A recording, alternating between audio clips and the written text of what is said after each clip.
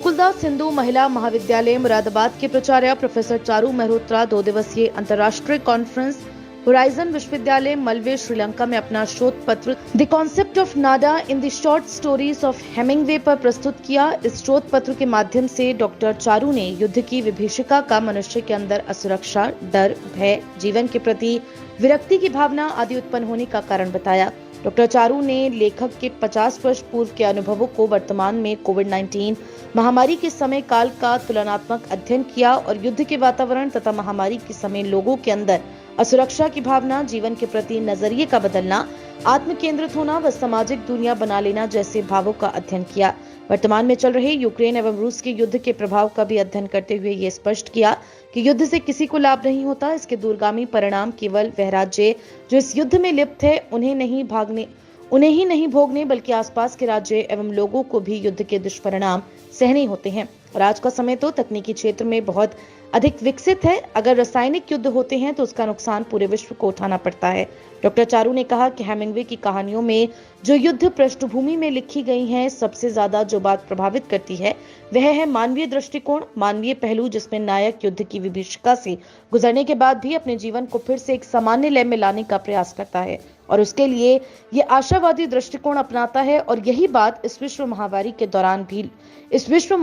के दौरान भी हुई कि लोगों ने ये पाया कि पैसा भी कभी कभी काम नहीं आ पाता। पैसा लेकर भी व्यक्ति अपने आप को असहाय महसूस करता है। इस विभीषिका ने कुछ समय के लिए तो पूरे विश्व को हिला दिया था, परंतु धीरे धीरे अपनी दृढ़ इच्छा शक्ति के बल पर लोगों ने महामारी पर विजय प्राप्त की और अब सामान्य जीवन की ओर पूरा विश्व बढ़ रहा है। जीवन में इस प्रकार की अकाल्पनिक विपत्तियां हमारे सामने नई चुनौतियां खड़ी कर देती हैं, परंतु ऐसे समय में आत्मविश्वास, दृढ़ इच्छा शक्ति और संतुलन, संतोष ही उस पर विजय प्राप्त करने के साधन है। डॉक्टर चारू के शोध पत्र को वहां के पैनल ने बहुत सराहा और उन्हें अंतर्राष्ट्रीय कॉन्फ्रेंस श्रीलंका में एक सत्र की अध्यक्षता भी करने का अवसर प्रदान किया गया। उनकी सफलता पर उनके सहयोगियों, सहकर्मियों व मित्रों और शुभचिंतकों तथा छात्राओं ने उन्हें बहुत बहुत शुभकामनाएं दी हैं। मैं एक अंतर्राष्ट्रीय कॉन्फ्रेंस जो मालाबे, कोलंबो में, श्रीलंका में हुई थी, होराइजन विश्वविद्यालय के द्वारा आयोजित किया गया था, उस में भाग लेने के लिए 20 और 21 अप्रैल में गई थी और वहाँ पर मैंने अपना शोध पत्र the concept of Nada in the short stories of Hemingway पर अपना शोध पत्र पढ़ा था। ये शोध पत्र जो है वो युद्ध की विभीषिकाओं को, जो उस समय आज से 50 साल पहले, 60 साल पहले जो विश्व युद्ध प्रथम हुआ था, उसकी पृष्ठभूमि में लिखी हुई ये कहानियाँ हैं।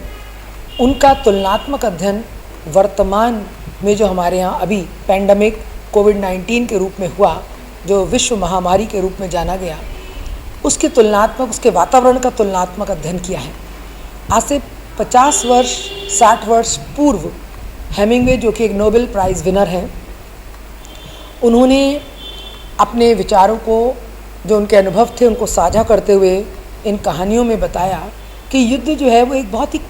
हमारे अंदर एक खोखलेपन को भर देता है। युद्ध जो है उससे, उसकी विभीषिकाएं जो है वो मनुष्य की नज़रिए और सोच को बदल देती हैं और युद्ध कभी भी लाभकारी नहीं होता, क्योंकि स्वयं उन्होंने भी रेड क्रॉस एम्बुलेंस के ड्राइवर के रूप में प्रथम विश्व युद्ध में भागीदारी की थी और उसमें ये बहुत बुरी तरह घायल हो गए थे मरीज़ों को सुरक्षित स्थान पर लाते समय। इनकी एम्बुलेंस के ऊपर बॉम्ब गिरा था, जिससे इनके पैर जो है वो एक पैर इनका बेकार हो गया था। तो इन्होंने उस विश्व की, वो युद्ध की विभीषिकाओं को देखा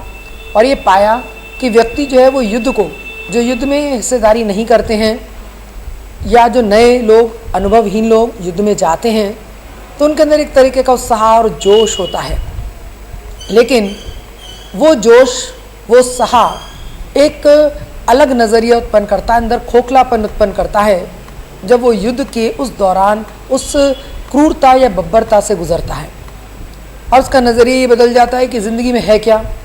सब बेकार हैं, हम मनुष्य ही मनुष्य एक दूसरे को मार रहे हैं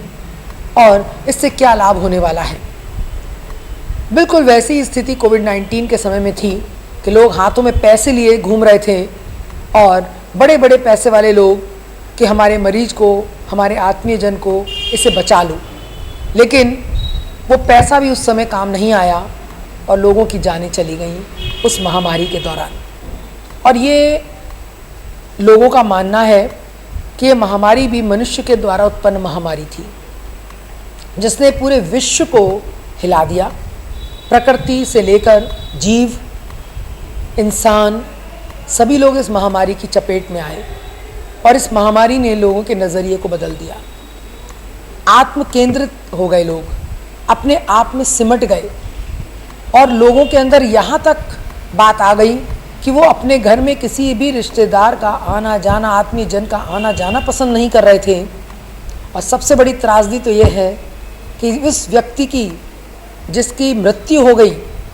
जिसके लिए हमारे अपनी धार्मिक पुस्तकों में संस्कारों की बात कही जाती है कि मरने के बाद परिजनों को ये संस्कार करने चाहिए, अगर वो दूसरे धर्म का है तो उसे दफनाना है, हमारे यहाँ उसे कैसे जलाना है, कैसे रीति रिवाज होंगे, कैसे क्या होगा, ये सब चीज़ें भूल गए। क्योंकि जब उन्हें पंच तत्व में लीन किया गया तो उनके परिजन भी वहाँ नहीं थे। ये आप आयरनी देखिए ज़िंदगी की कि उनके अपने पुत्र, अपना बेटा, अपना पिता, कोई भी वहाँ आसपास परिजन नहीं है जो उनके संस्कार करे। केवल उनकी पहचान एक शव एक बड़े थैले में लिपटा हुआ है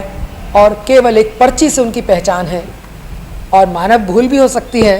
किसी की पर्ची किसी और में लग जाए तो ये भी पता नहीं था कि कौन सा धर्म का व्यक्ति किस धर्म में उसका संस्कार हो गया।